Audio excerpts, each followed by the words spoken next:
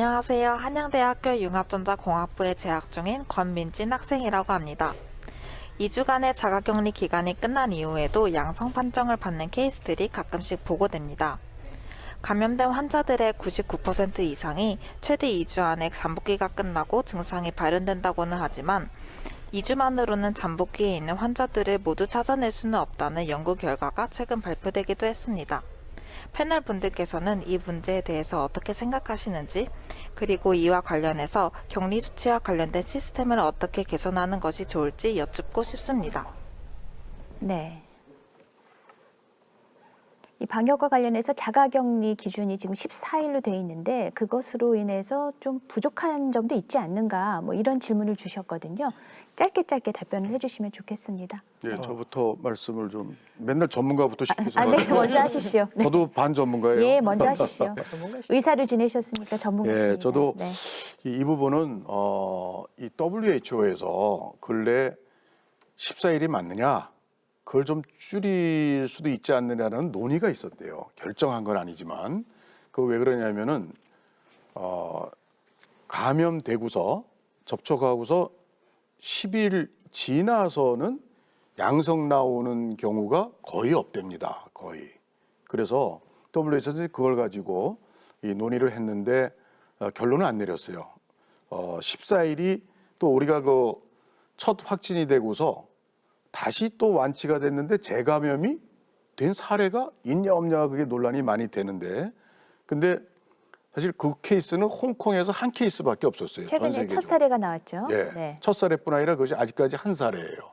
근데 그것은 아마 뭔가 다른 또 아마 뭐 변수가 있었다고들 전문가들이 지적을 하는데, 그러니까 14일 현재로서는 더 줄여서 이것이 문제가 된다면 굉장히 큰, 거기에 대해서는 굉장히 책임지기 어려운 상황이 될 거예요. 방역 당국이. 그렇기 때문에 더 늘리는 것도 이게 뭐 적합치 않고 현행대로 14일 그대로 하는 것이, 이것은 건드리지 않는 것이 좋겠다라는 게 뭐 전문가들 의견이고 저도 그렇게 생각합니다.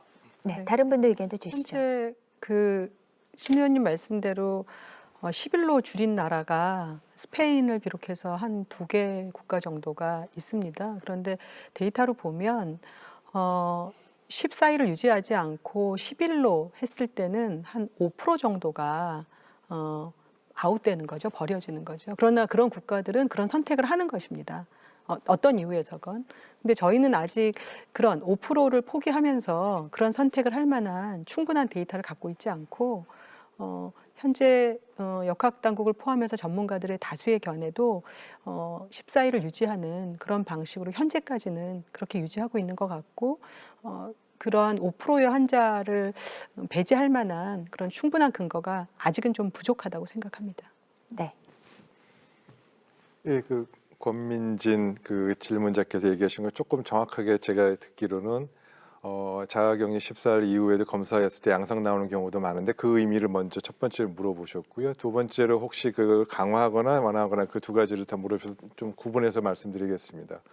14일 이후에도 검사했을 때 PCR 검사할 때 양성이 나오는 경우가 종종 있습니다. 그러나 그 부분에 대한 거는 거의 불확실성이 다 해소가 됐죠.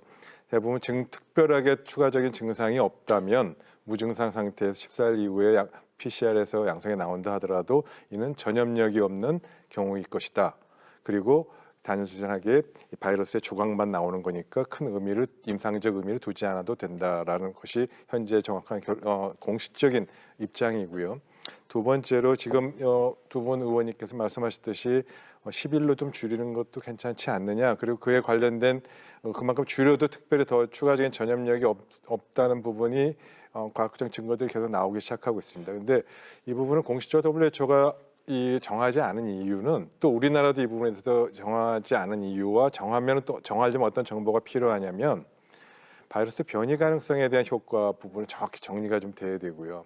두 번째, 우리나라에 들어와 있는 임상 데이터, 환자들의 바이러스 변이와 임상 가능성을 종합적에서 우리나라에 맞는 상황인지에 대한 객관적인 정보가 아직은 좀 부족합니다. 그래서 그런 부분들을 감안해서 추후 판단해야 될 상황이지만 걱정하신 대로 면밀히 검토하고 있고 면밀히 이 부분을 주시해서 이것이 일반화해서 변경될 것인지에 대해서는 필요하다면 그렇게 할 것이니까 그 점은 조금 기다려 주시면 좋지 않을까 싶습니다. 네, 김인 교수님. 예, 좀 다른 얘기를 드리고 싶은데요. 그러니까 뭐 그 14일 자가격리 기준도 그렇고 그 코로나 환자가 퇴원 기준도 그렇고 우리나라가 굉장히 비교적 엄격한 기준들을 사용해 왔습니다. 그러니까 엄격한 기준을 사용한다고 하는 것은 자가격리에도 그렇고 입원 환자의 관리에도 그렇고 퇴원 후 관리에도 그렇고 굉장히 많은 자원이 들어가게 됩니다. 특히 인력이 많이 소요되게 되죠.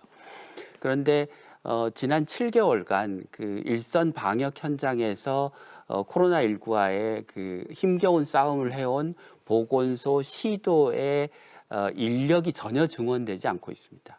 그러니까 인력이 전혀 증원되지 않고 있으니까 교대도 안 되고 그 일에 지금 6개월 이상 묶여 있는 직원이 거의 대부분인 상황입니다.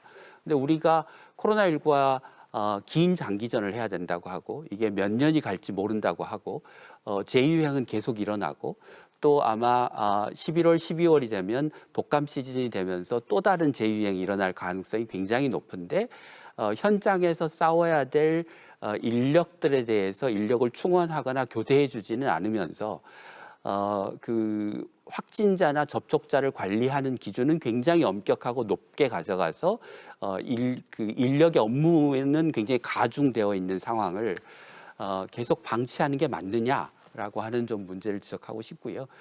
지금이라도 정부 당국이 뭐 공무원 늘이고 뭐 그 큰 정부 만들고 이런 데 대해서 뭐 기존 그 틀에서 너무 보수적으로 생각하시지 말고 코로나19와의 싸움에서 우리가 승리하기 위해서는 일선 방역 인력을 충분히 확보하는 게 굉장히 중요하니까 지금이라도 보건소 인력, 시도 인력을 좀 늘리는 전향적인 조치를 정부가 취해 주셨으면 하는 바람입니다.